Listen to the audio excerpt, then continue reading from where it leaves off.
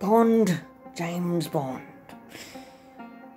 007, License to Kill or to be killed. Yes, and hello, and welcome to the next installment of my reviews and talking about it, just in general.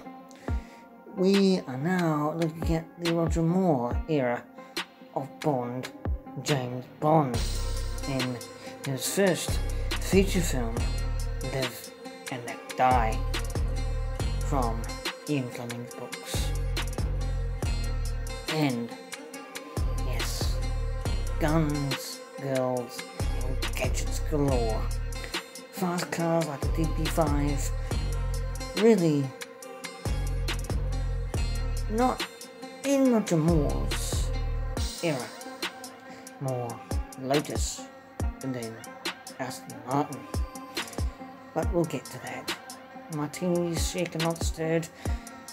Suave man who plays poker, 21, baccarat, you name it.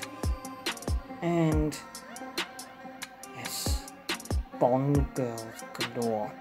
Taking out the bad guy, this time in Live and Let Die, and we'll get to it again.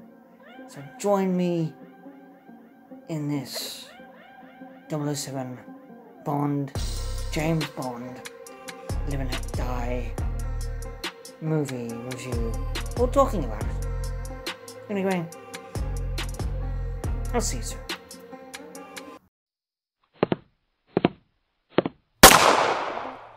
I'm gonna do it a little bit differently as to these two. Yes, I'm gonna talk about it, give a little bit of the facts, but as the image collage, it might be a little bit more less. Let's say less is more. So, okay, here we go, and yes, it's gonna be less factual information. I'm just gonna pull out bits and bobs of this movie, as to say less facts is more as well. Live and Let Die. Live and Let Die is a 1973 spy film. It is the 8th film in the James Bond series, produced by P.G.M Productions, and the first star Roger Moore as the fictional MI6 agent James Bond. It was directed by Guy Hamilton and produced by Albert R. Broccoli and Harry Saltzman, with Tom Mankiewicz, who wrote the script. Although the producers and they had approached Sean Connery to return after Diamonds Are Forever in 1971, he declined, and a search for a new actor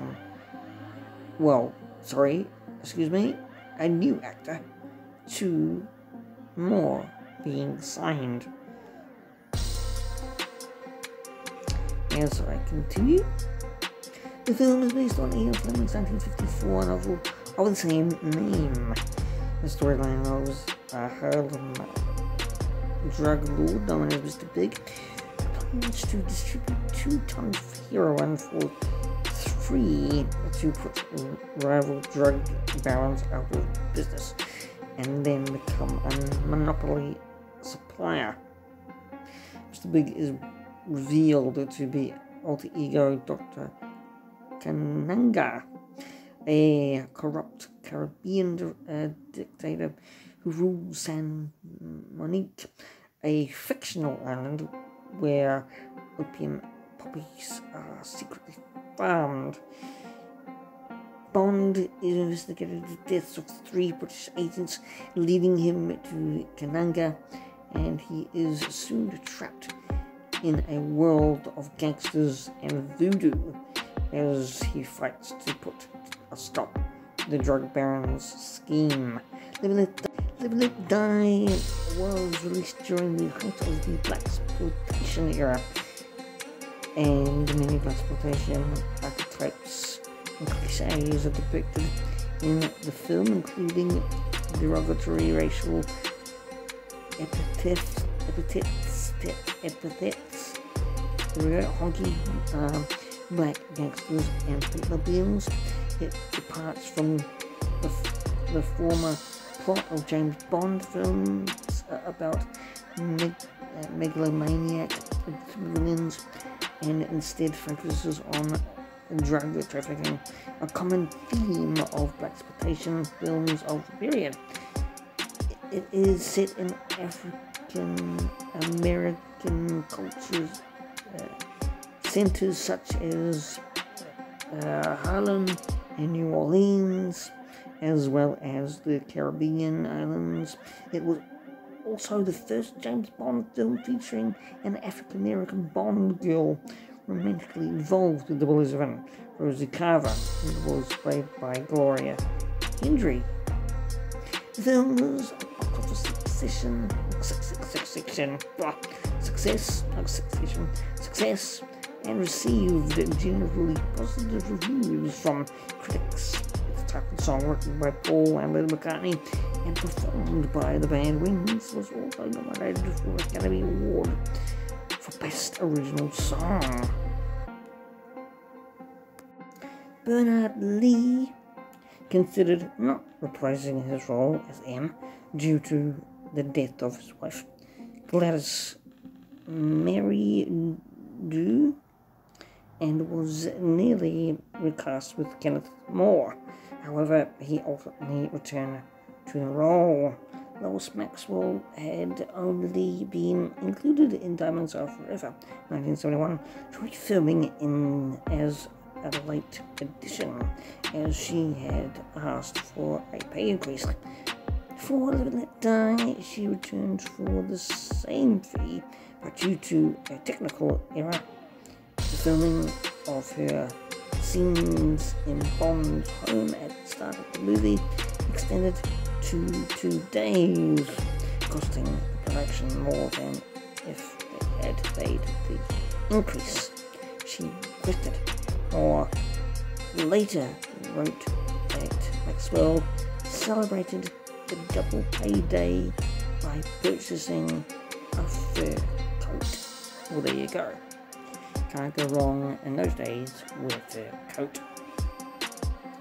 Ross Kananga suggested the stunt of Bond jumping on the crocodiles and was enlisted by the producers to perform it. The scene took 5 takes to be completed, including one in which the last crocodile snapped at Kananga's heel, leaving his trousers. Forgive me, I talk good, I do. Tearing his trousers. The production also had trouble with snakes during the voodoo ceremony in Jamaica. The script supervisor was so afraid that she refused to be on set with them. An actor fainted while filming a scene where he is killed by a snake. Jane Seymour became terrified as the snake was held up to her face, and Jeffrey Holder only agreed to fall into the snake-filled casket because Princess Alexandra was visiting the set. Another notable incident,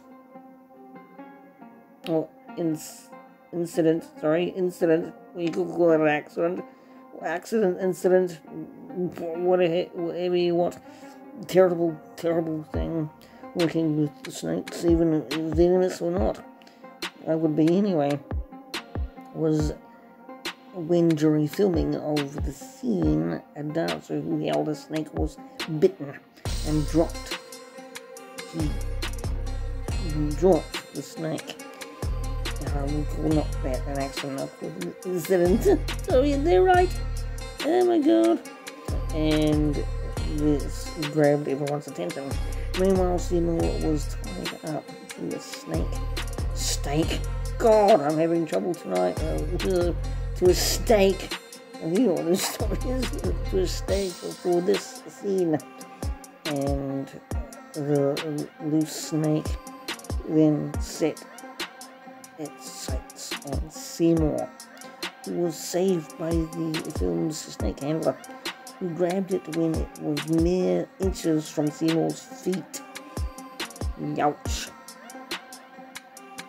The boat chase was filmed in Louisiana around the Irish Bayou area, with some interruption caused by flooding. 26 boats were built in the Glaston Boat Company for the film. 17 were destroyed during rehearsals. A speedboat jump scene over the bayou, filmed with the assistance of a specially constructed ramp, intentionally set at a Guinness World Record at the time, with 110 feet, 34 meters cleared. The waves created by the impact caused the following boat to flip over. The chase involving the double-decker bus was filmed with a former London bus adapted by having a top section removed and then placed back in situ.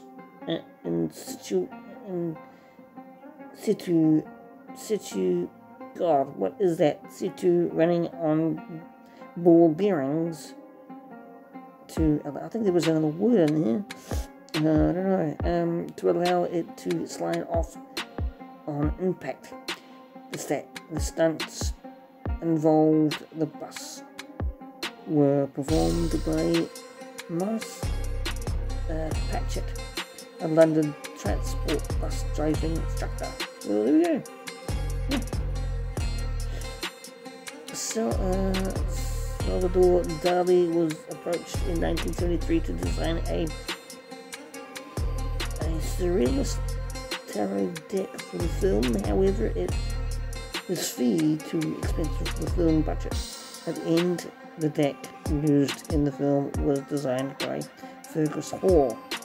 Dali kept working at the deck and released it in 1984. Okay. Music. Down to music now. John Barry, who had worked on the previous 7 films, was available during the production as he was working on the stage musical. Billy Broccoli and Saltzman instead asked Paul McCartney to write the theme song. Saltzman, mindful of his decision not to produce A Hard Day's Night 1964, was especially eager to work with McCartney, since McCartney's salary was high and another composer could not be hired with the remainder of the music budget. George Martin, who had been McCartney's producer while with the Beatles, was chosen to write the score for the film.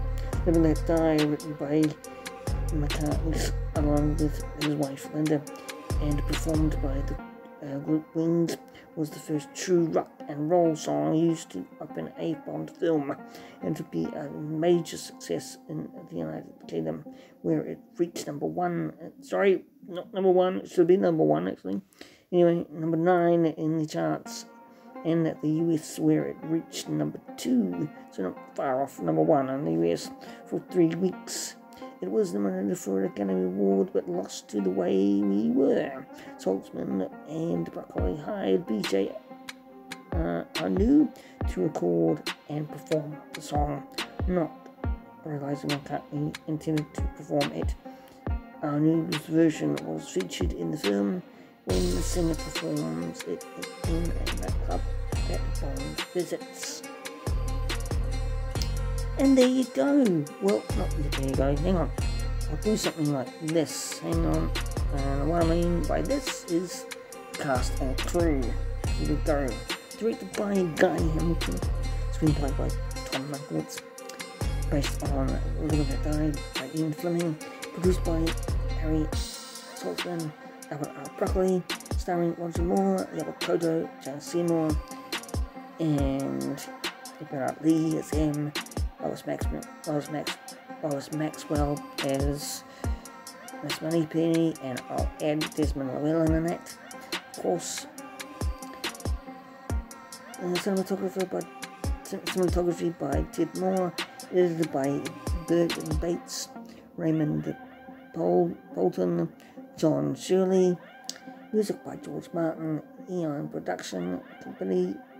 Produced, distributed by United Artists.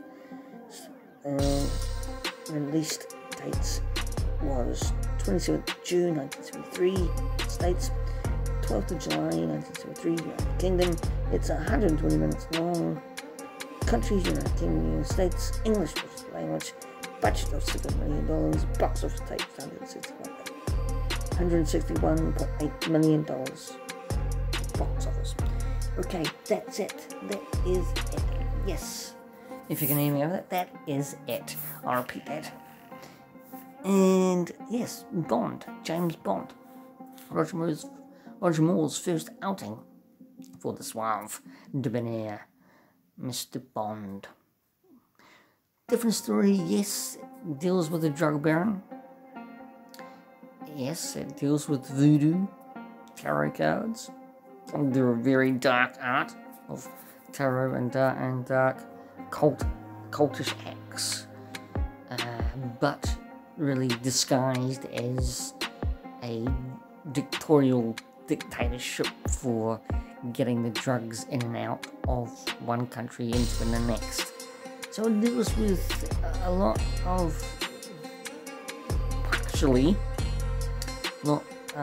stuff that happens in the real world, really, to stop the flow of drugs entering a certain country and infecting or making addicts of people on the streets of a different country.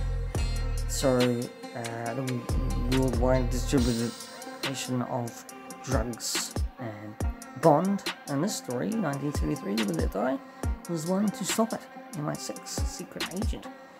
Jane Seymour was you could say, a pivotal role in the character, that she saw everything coming, she saw what everything was going to be, and really, when she gave up her virginity,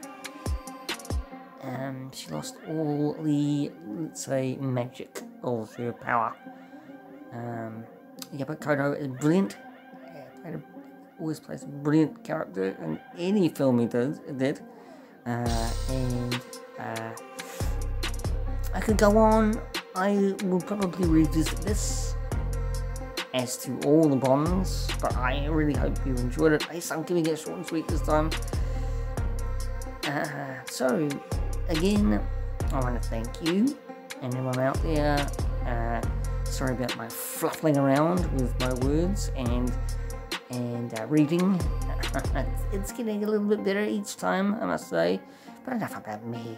Anyway, I hope you have enjoyed 007 Live and Let Die. Song sung by, produced by, performed Paul McCartney and Linda McCartney and Wings, and brilliant song. Love it, absolutely love it. And anyway, again, I want to say, take care of yourselves out there, wherever you are. Keep safe out there, and till next time, I'll see you later. I'll say that a little bit without going into a low register. I'll see you later. There we go.